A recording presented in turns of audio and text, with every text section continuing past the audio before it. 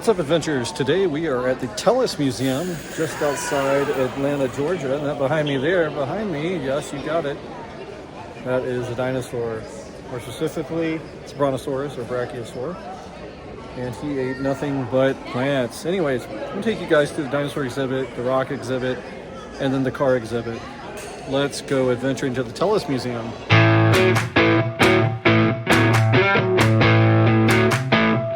So the first section we're going to be going through is the dinosaur section, and boy, do they start you off pretty awesome here. This is a giant sloth, and as you can see, he is pretty awesome. And they do have some of these fossils, they do have actual fossils. That's his clavicle, which would have been right about there. So on this guy, if you want to see if you can find it, it's about right there. 20 feet long, and he's from a time period of 130,000 years ago during the Pleistocene, and he ate grass and leaves. Really cool. Like, look at his teeth. Perfect for grinding up leaves and things. All right, as we continue on, moving through the dinosaur section, they have a nice cool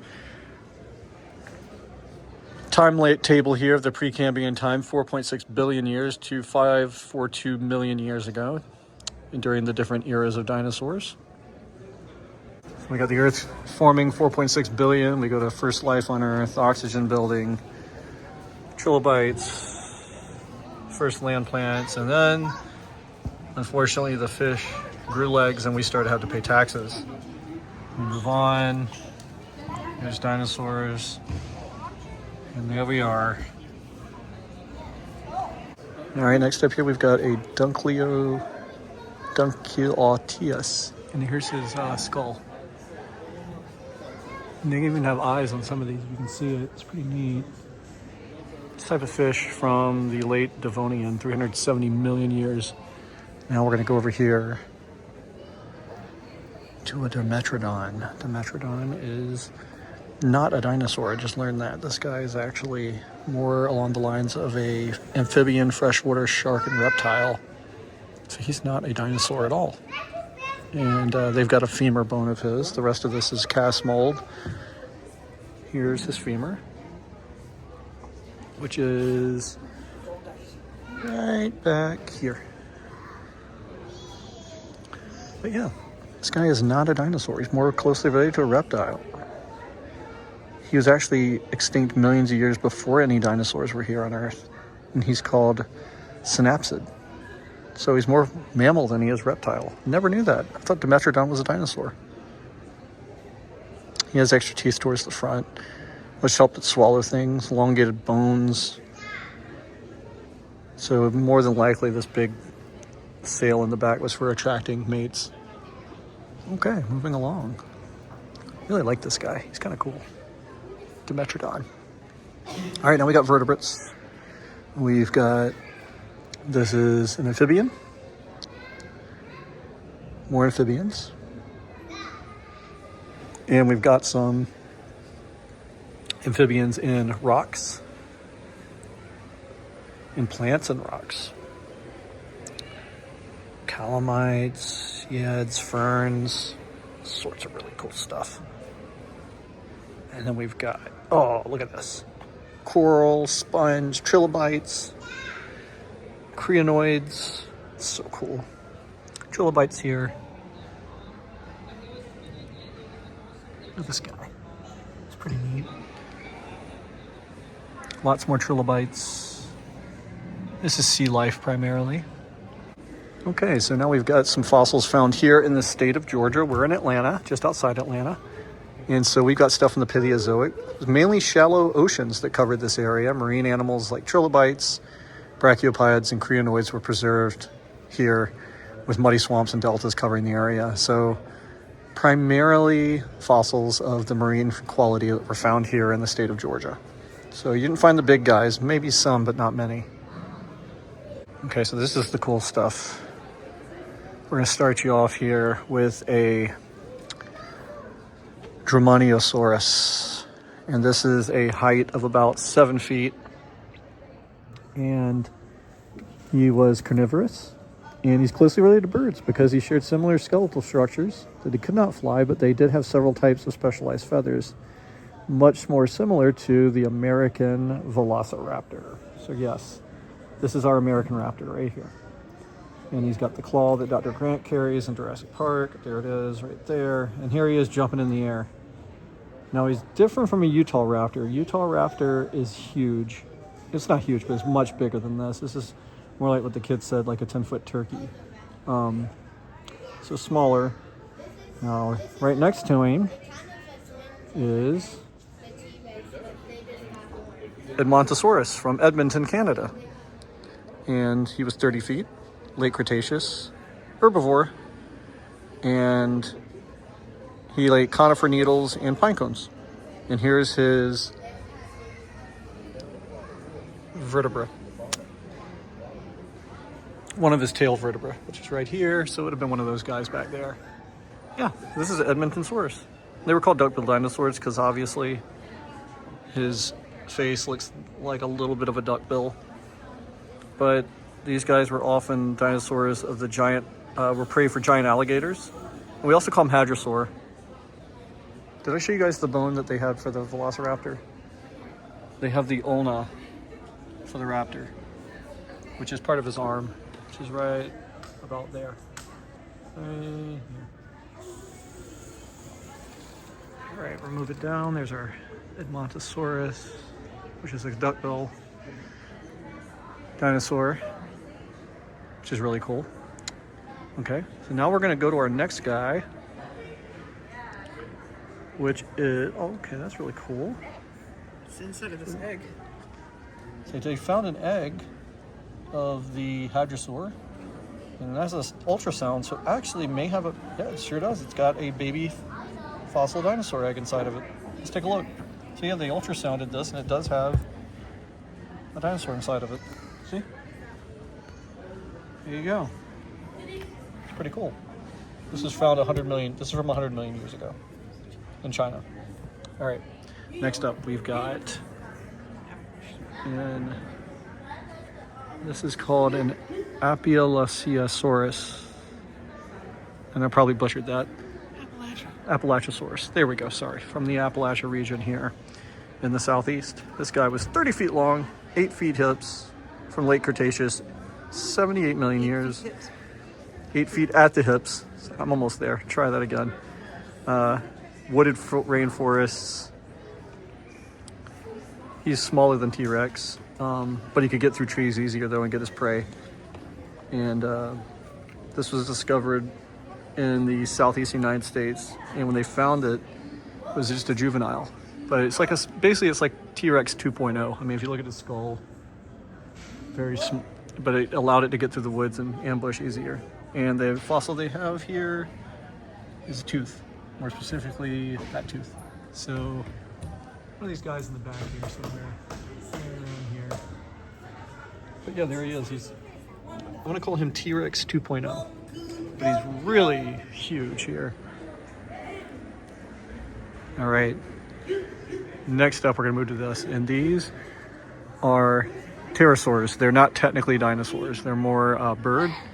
And whenever you see them in like cartoons and things like that, and they're with dinosaurs, called dinosaurs, they're not. These are actually from late Cretaceous, 70 million. And they're a group of diverse reptiles related to birds. And so, yeah, they're more like flying lizards. And their bones were hollow for better flying. So here's one of them right here, completely hollow. And what happens is when these fossils were hard to find because they were so delicate. So here's a couple of these guys right here. And they were carnivorous primarily on fish. So like that part of Jurassic Park, Lost World, where they're like attacking people and stuff, I highly doubt they would have done that. They're actually more wanting to get fish. Really cool looking though. So quite possibly the coolest of the fossils they have here is the Triceratops and his baby, or her baby, excuse me. And it was said that the baby Triceratops actually have the really cute features of a big eyes and small body. And as you can see, he's about the size of like maybe a small goat. But here's the mom. And this is Lane and Lily, the names of these two. 26 feet tall for the adult and 4 feet long for the baby. Late Cretaceous. They ate plants. And this informational plaque says their shield at the top actually had blood flow going to it. So it was a moving part of their body, not just an empty bone. And they've got a horn from an actual Triceratops. So these are just casts. It's rare to find actual fossils like this that are not cast. The actual bones are very delicate and they want to protect them. So, baby Triceratops and big one. And this is a T-Rex footprint. So there's my hand, which as you can tell is going to be my next dinosaur I'm about to show you. And this is Charles Pillmore. He was the first geologist to find a T-Rex footprint in America, and he did that in New Mexico.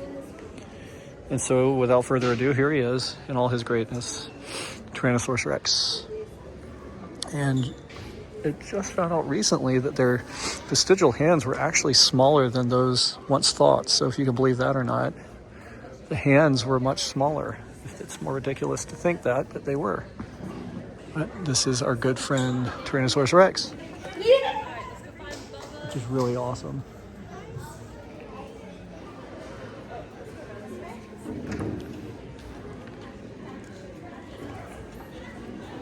I could spend all day in this room. And the bone that they have here is his toe bone. So it would have been like right there. So cool. So neat. And his arms are ridiculous, but I think paleontologists have said his arms are basically useless because they're leftover pieces of body that are slowly being evolved out of the system. That's why they're there.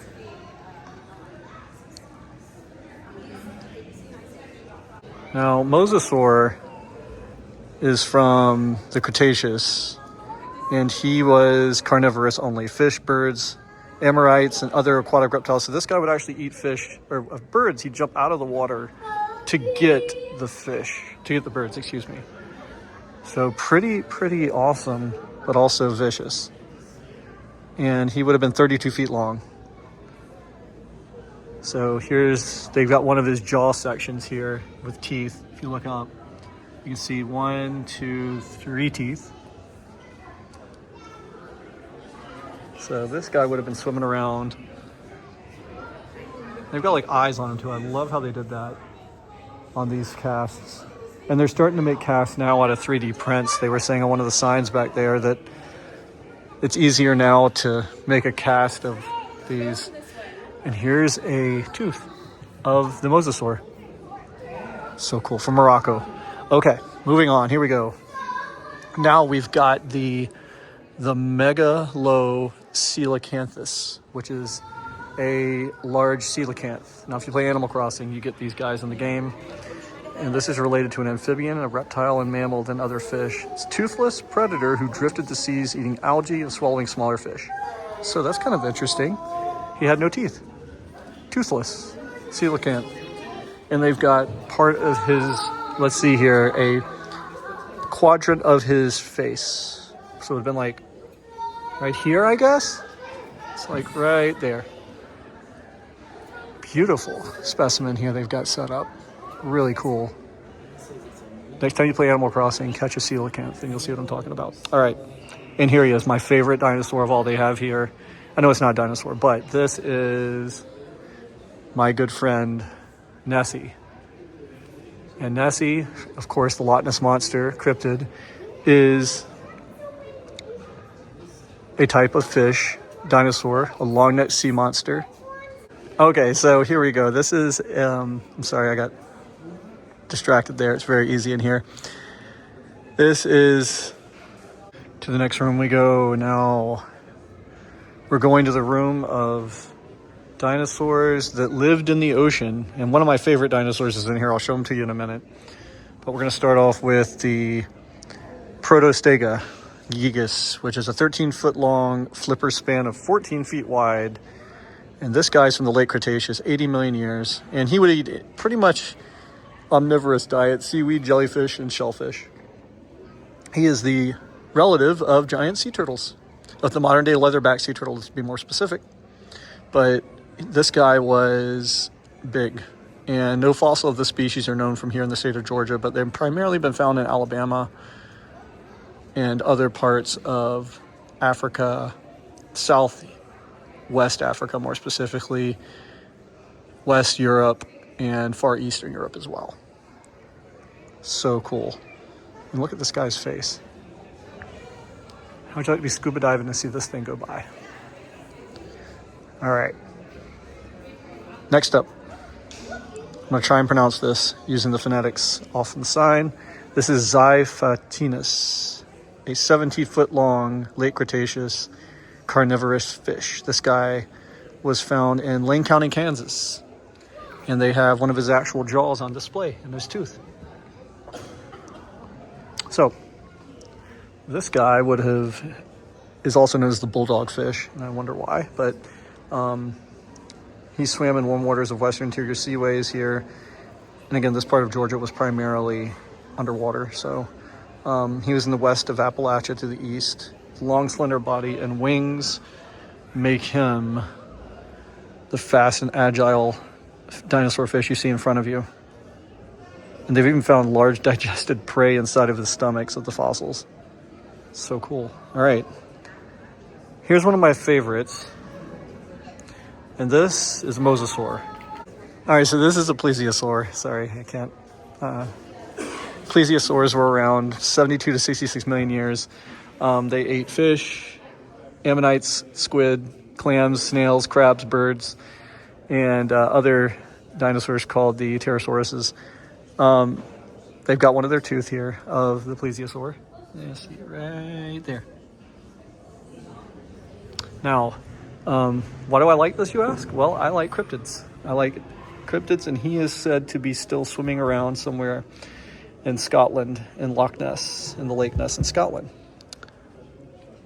He's actually more of a reptile than he is dinosaur, but I don't know why I like him so much. It's just so cool looking.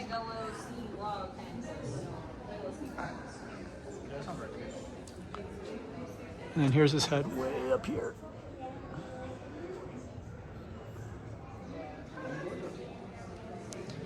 So the fun fact about this guy, they could not hold their heads high above water, so they had to breathe air like whales do. So they had to return to the surface and breathe the same as a whale, but they had difficulty doing it, so they'd have to use their flippers to get into a certain height. And this was found in Morocco, this guy. I haven't found any of these in Georgia, but other plesiosaurs have been found as close to Alabama and South Carolina. So they did have them here. They were all over, but they have found them here in Georgia, in South Carolina, Alabama. This section, I'll just kind of go through pretty quick. They've got some Georgia fossils here, mainly teeth from Appalachiosaurus and plesiosaur and shark teeth and things like that. Now there's tons of mosasaur teeth here in the rivers and Savannah River and things like that, because they lost so many teeth over the years. 35,000, I think they said. And these are petrified wood, pine cones, petrified wood, ammonites, snails. And this is all stuff that was found here in Georgia. And then Georgia was a shallow sea, so that's not surprising. Here's a dinosaur egg right there. Some Spinosaurus teeth, sawfish teeth. And this is the femur off of a Triceratops. There's a Velociraptor skull. The rib of a Triceratops. And some fish. Just to show you how small Velociraptor were. The Velociraptor from Jurassic Park movie is basically based on the Utah raptor and a real-life Dilophosaur. Dilophosaurs are about the size of a raptor. Okay, so now we're going into the Cenozoic era, or the age of mammals. And right to our right, we've got a giant armadillo. He's actually called a glyptodon. And he's from 500,000 years ago, 9 feet long. He just ate plants. And they've got the humerus bone for us to look at, which is there, which you can't really see here because he's underneath the shell. But this is really cool. This guy is a pretty huge boulder of a mammal, closely related to the armadillo. Next up, you might recognize this guy. This is a Smilodon. It's in the late Pleistocene, 500,000. He ate sloths, glyptodons, and others. So he would have actually ate this guy, for sure, if he got his claws on him. And they've got a femur. And again, the reason they don't use actual bones on these is because of how delicate and fragile they are. So these are actually either 3D printed or cast out of resin and things like that. But the actual bones are usually on display or protected in like a climate controlled area because of how delicate they are. So very few museums have that on display. All right, next up is this huge guy, and this is a mastodon. Bonus points in the comments if you can tell me the difference between a mastodon and a woolly mammoth. I thought it was maybe the hair, because I remember woolly mammoths being a little more hairy than that. But anyways, they've got a molar for grinding moss, seeds, leaves, water lilies, and swamp grass. But this guy was about 20 feet long, and he was 9 feet tall. He's from the late Pleistocene, which is about 11,000 years ago. And he would hang out in swamps and things like that. But yeah, wow. So and cool. Here in the case, we've got some lads quarry from the Cenozoic era from here in Georgia, in Cartersville. And they've picked up lots of stuff from this era. Jaguars, otters, snails, tapirs, bat skulls, sloth vertebra, more giant sloths. They got a mastodon tooth here, which again, that's for grinding plants and things like that. And here is a crocodile they found in Morocco. Ancient crocodile, really big. Look at this way. And then of course we've got the Cenozoic plant fossils, invertebrates here. Leaves and petrified wood, and then we got scallops, amber, sand dollars, in matrix, saber-toothed cat skull, shark teeth. Speaking of shark, I'm going to show you guys something next.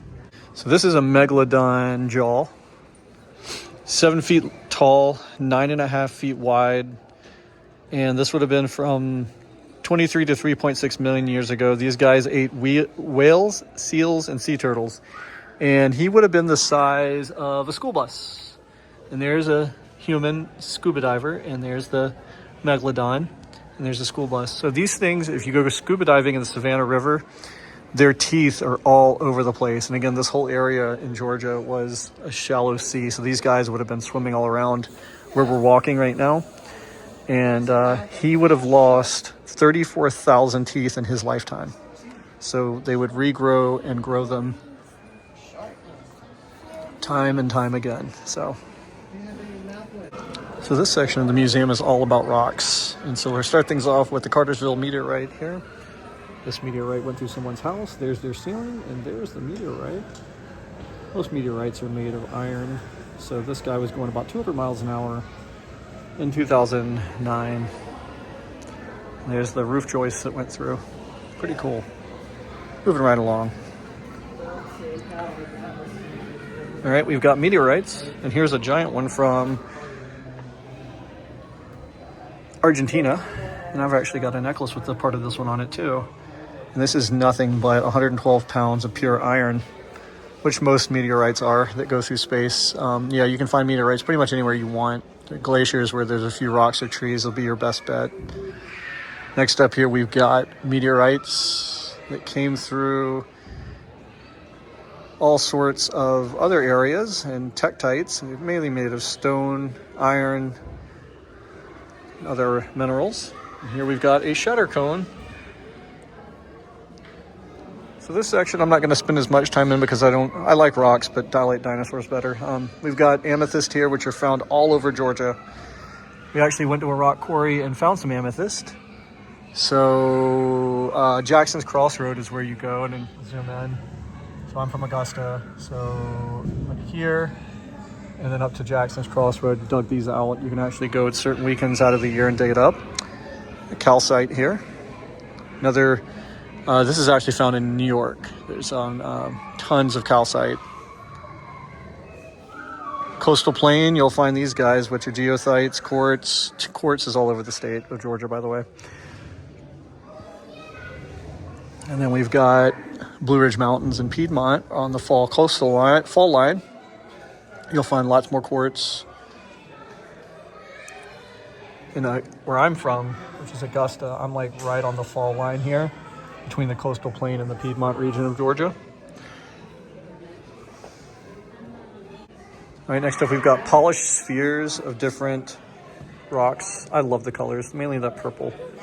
Colors are so great. And then we've got faceted stones here. Lapis lazuli, amethyst. It shows you how they put facets in a stone. It's really cool. And again, I'm sorry I'm going too fast here. My schedule is tight today, so I can't spend as much time as I would like to here. They got gemstones. Obsidian, quartz. Ooh, that quartz is really cool. Here's gypsum, which you can find in the Kentucky cave of Mammoth Caves. And indigenous peoples would actually use this for stomach settling, like Alka-Seltzer and Pepto-Bismol, or actually have gypsum in it, believe it or not. All right, so this is a giant piece of copper. And they use copper for all sorts of things, of course.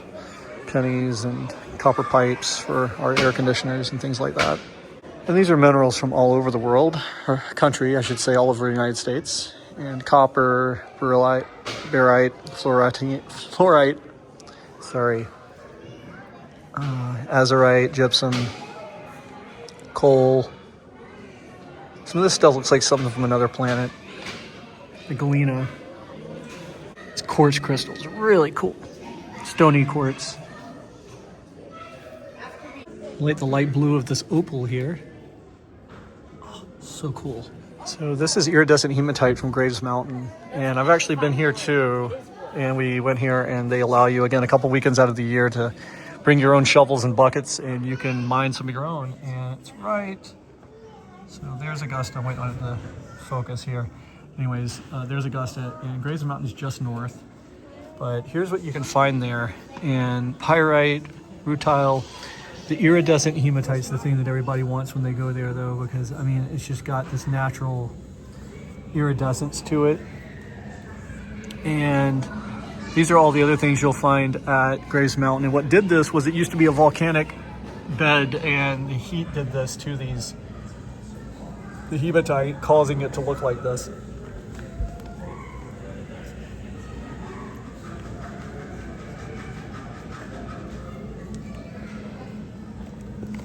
Which is really cool when you think about it. Here's a big chunk of it. And this looks so cool in the inside of this piece of quartz. Looking inside of a rock, that's so neat. This is quartz, all different types of quartz. Whoa. And this quartz ended up growing like a tree almost. Here is a variety of amethyst quartz. Oh, this purple color is so vibrant.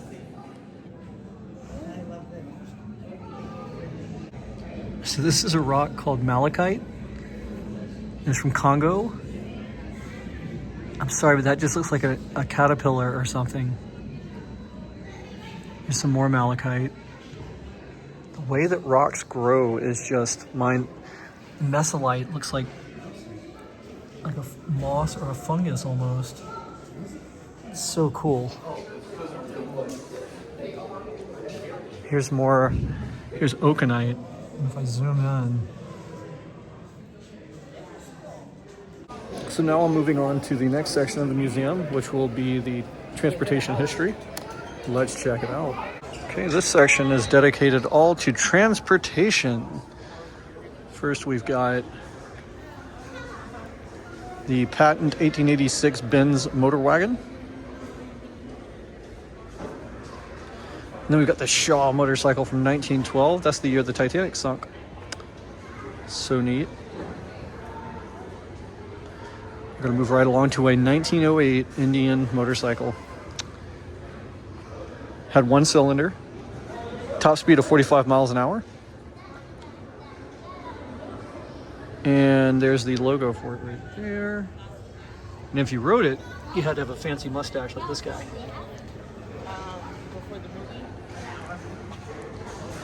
All right, moving on next to the 1905 Cagney Class E steam locomotive.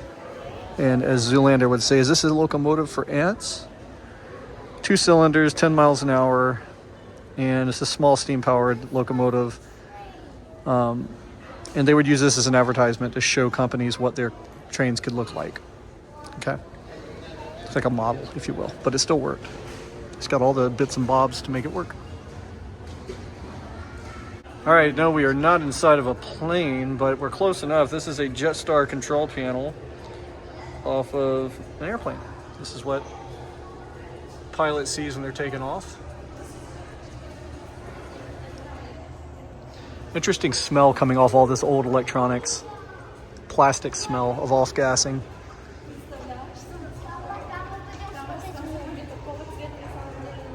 All right, here we have one of the more dangerous helicopters to fly, and this is the 1948 Bell 47.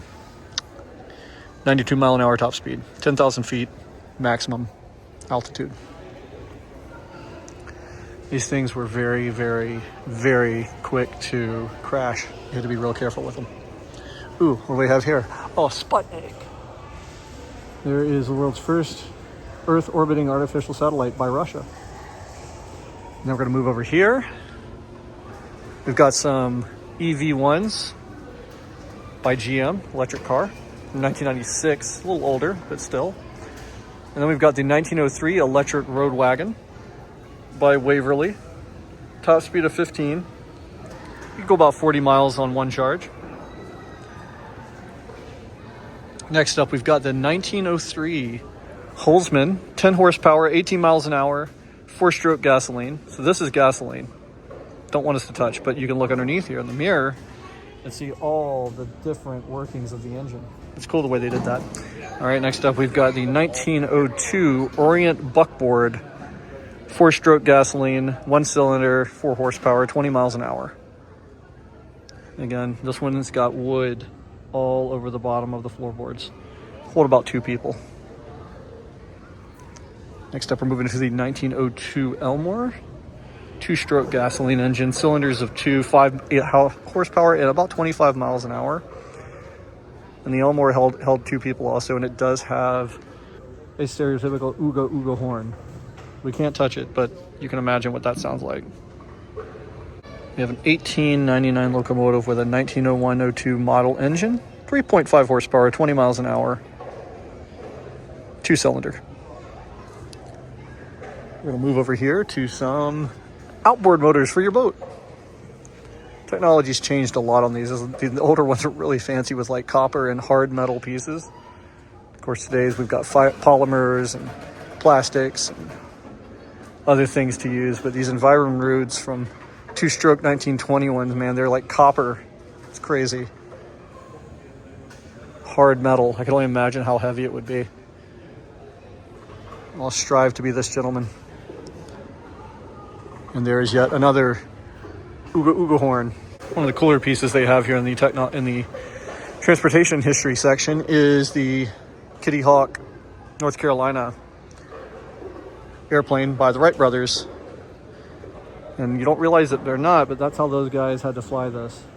Not the most comfortable way to fly, but that is the price to pay for learning to fly at that. 1903, they did that.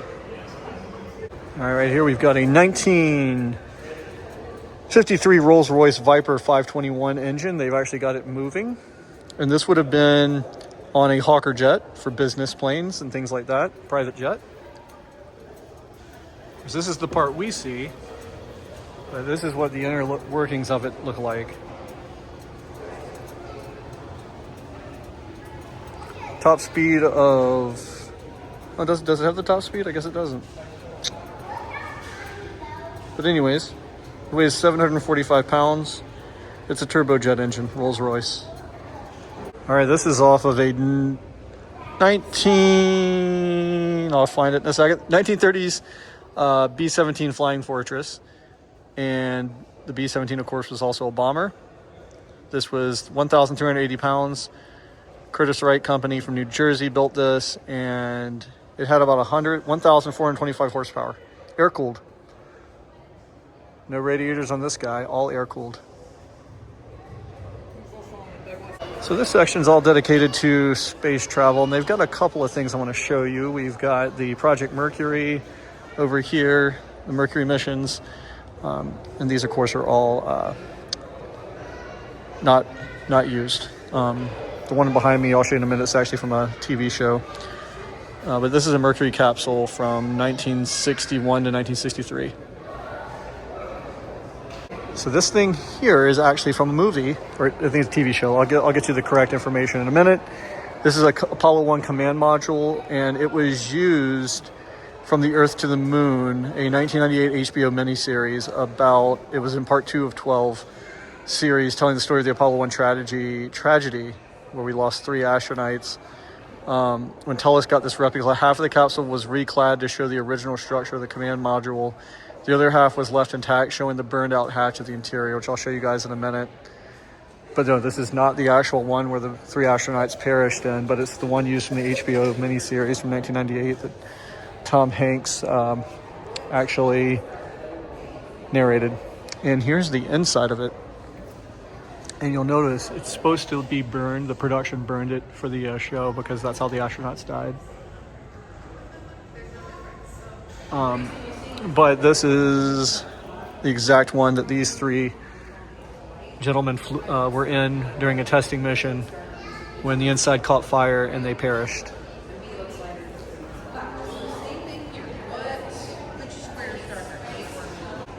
Moving right along. Oh, look, we've got a moon rock. There's a piece of the moon. Very cool.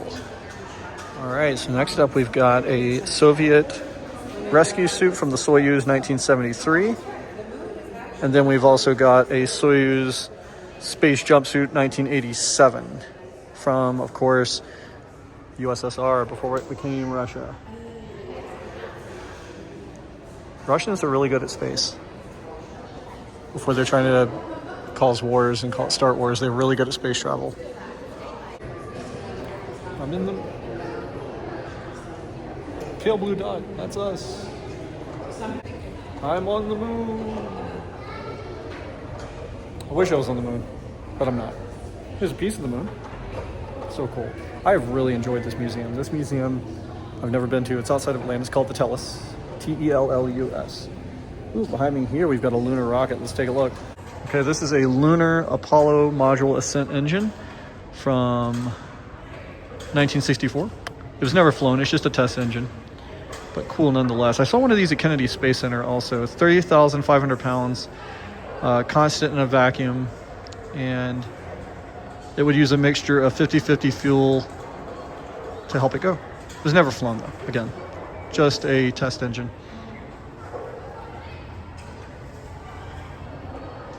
Last thing I'm going to show you guys is a tire off of the space shuttle. You can actually touch it. Very hard. Very, very, very hard. It's a Michelin. And this one was from Discovery. Space Shuttle Discovery. And it weighs 200 pounds. Did Discovery crash? I thought it did. But they deployed the Hubble. I don't think it did. Maybe I'm wrong. And then we've got the Goddard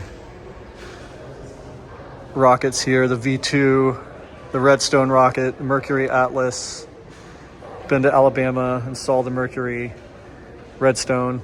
And then we've got the Saturn 1B Saturn V, Proton, Soyuz, Space Shuttle, and Spaceship One. So if you've never been to Kennedy, I highly recommend it. Kennedy has an amazing display reveal for the shuttle program. Anyways, I hope you guys have enjoyed this video. Make sure to give it a like, subscribe. I do all sorts of stuff on my YouTube channel, not just museums. I go to Target, look at Halloween decorations. I go to museums, I go to national parks and hike. I do all sorts of stuff. Please like and subscribe and comment. Even watch the videos that you're not sure you'll like. You might like them. I'll catch you guys on the next one with Adventuring with Chris.